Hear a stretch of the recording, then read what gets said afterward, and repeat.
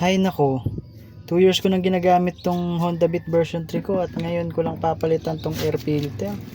Ano na kaya itsura nito? Napakaitim siguro nito, no? Kaya pala napakahina humatak. Okay, wag niyo akong gagayahin ha. Ngayon lang ako magpapalit after 2 years. Hi guys, welcome back to my channel, no? So ito yung ipapalit natin sa ating air filter. Kung ikaw ay Honda Beat user or kahit anong scooter, importante to, air filter replacement. Kasi kapag marumi na ang air filter, apektado ang hatak, fuel consumption at overall performance ng motor. Okay, so bago natin siya kalasin, syempre, linisin muna natin at kailangan natin ng Phillips screw. Okay, so tatanggalin nyo lang naman tong mga screw na to. 5 lang naman yan eh. Yan o, makikita nyo naman yan eh. So, iingatan nyo lang guys. Huwag nyo masyadong pupwersahin. No? Huwag galit na galit. Kasi plastic to plastic yan. Okay, so madali yan ma-lost thread. Okay, so umpisa na natin. Baklasin na natin tong unang tornilyo. Yan, dahan-dahan lang. Huwag nyo masyadong pupwersahin. Okay. At ulit-ulitin ko sa inyo, plastic to plastic yan. So, malo-lost thread yan kapag nahigpitan nyo ng maigi, okay? So, huwag kayong makulit, no? At siguraduhin nyo nakatabi yung mga tornilyo, no? So, para hindi na kayo maghanap. So, pag samasamahin nyo na lang, 5 lang naman yan eh. So, ilagay nyo lang siya sa tabi na magkakasama sila, okay? Eto, tignan na natin. Tan-tadadan! Ayan.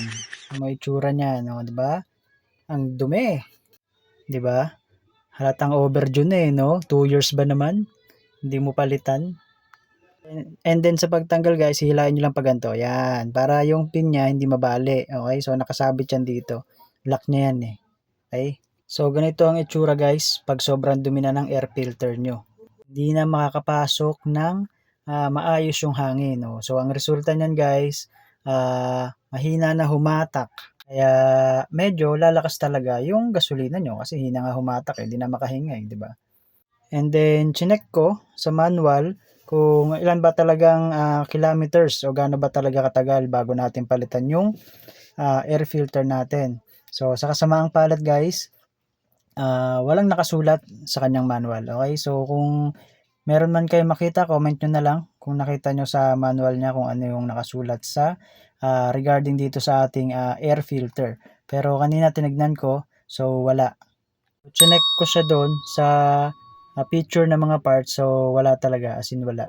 And then comment down below na lang guys kung meron, kung makita nyo man sa manual, okay? And then ito guys, syempre lilinisin na natin to mga to. Yan, simula dito hanggang dito. Para pag kinabit natin mamaya ulit yung cover, maayos na siya, okay? So, lahat to, yung mga singit-singit na yan, lilinisin natin yan. Okay, so para maganda. 1 hour later.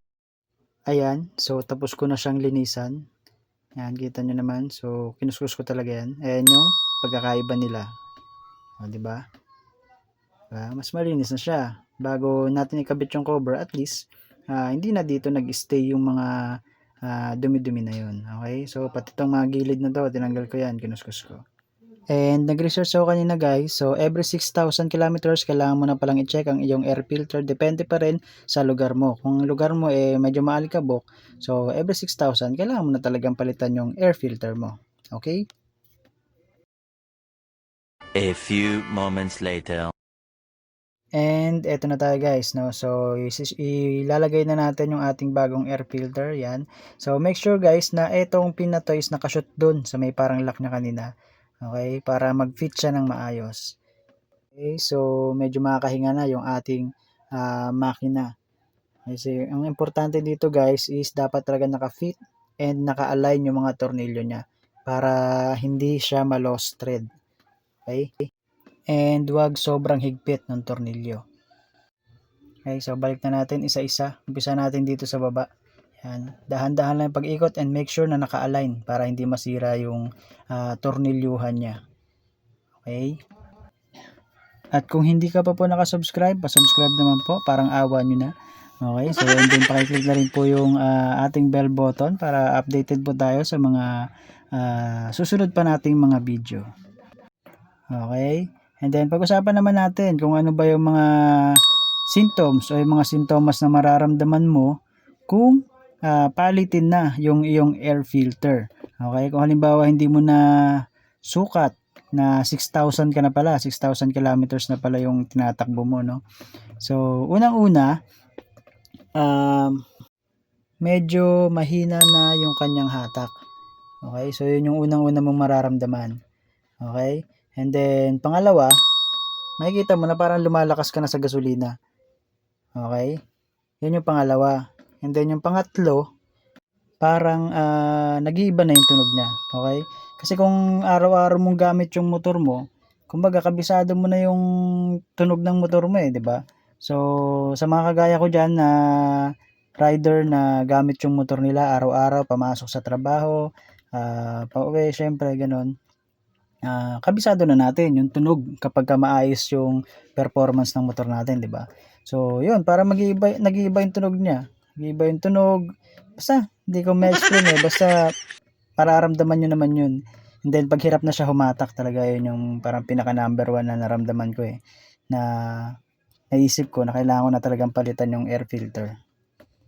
And then syempre, hindi lang air filter yung ating monitor, syempre, di ba? So in additional, dagdag ko na lang din, check nyo rin yung oil, yan, yung brake fluid, brake pad, yan.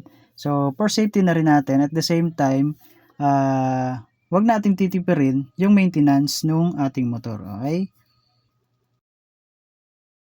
A few moments later. Yun, so okay, malinis na siya and napalitan na natin. Okay, so etong luma na to, hanggang tapon na to. Okay, so maraming salamat po sa panonood guys, and then ulitin ko po sa mga di pa nakapag-subscribe, subscribe na po kayo. Okay? So maraming salamat po sa mga nanood. So hanggang dito po sa dulo, okay? So maraming salamat po. See you on the next video po. Ciao, bye!